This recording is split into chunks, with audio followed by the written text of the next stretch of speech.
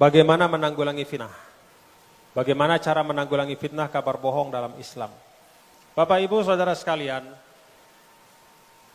ada dua tempat dalam Al-Quran di mana fitnah itu, berita bohong itu diuraikan oleh Allah. Yang pertama itu di Al-Hujurat 6. Ada orang yang halusinasi ketika diutus oleh Rasul menjumpai kelompok tertentu, belum jumpa dia udah ketakutan sendiri. Lalu balik ke Nabi mengatakan, Rasulullah saya mau dihabisin sama mereka. Ketemu aja enggak. Jadi halusinasi. Halusinasi itu awal dari hoax. Jadi kalau terlalu banyak Anda punya pikiran aneh-aneh, itu bisa jadi Anda kemudian akan menyebarkan berita bohong. Maka jangan terlalu banyak berhalusinasi. Jangan terlalu banyak merenung, mikir, konspiratif. Segera kembalikan kepada fakta saja. Jangan terlalu banyak berhalusinasi. Itu di Al-Hujurat 6. Kemudian di An-Nur 11-20, itu cerita atau kisah tentang hoax atau fitnah yang menimpa istri Rasul. Nah, di Al-Hujurat 6, fatabayyanu. Bagaimana caranya?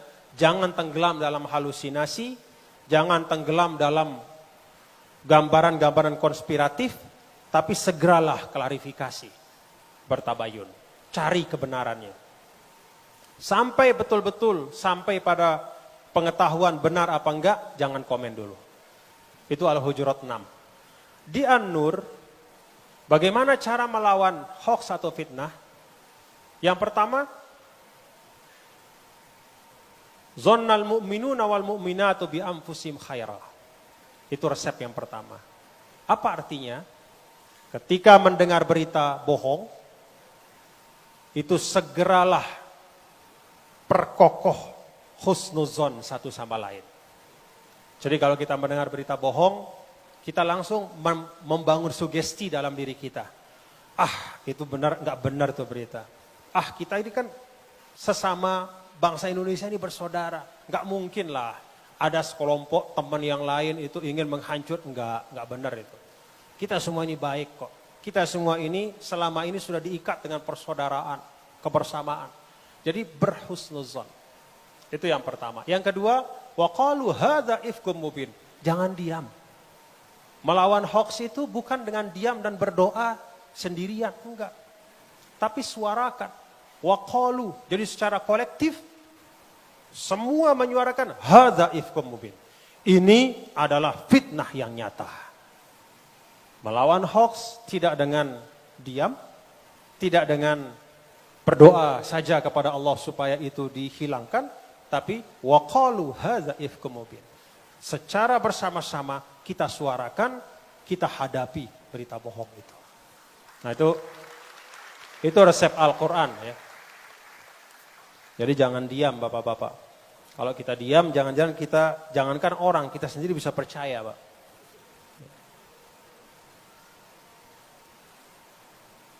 Bolehkah kita menyampaikan ujaran kebencian kepada yang memfitnah kita?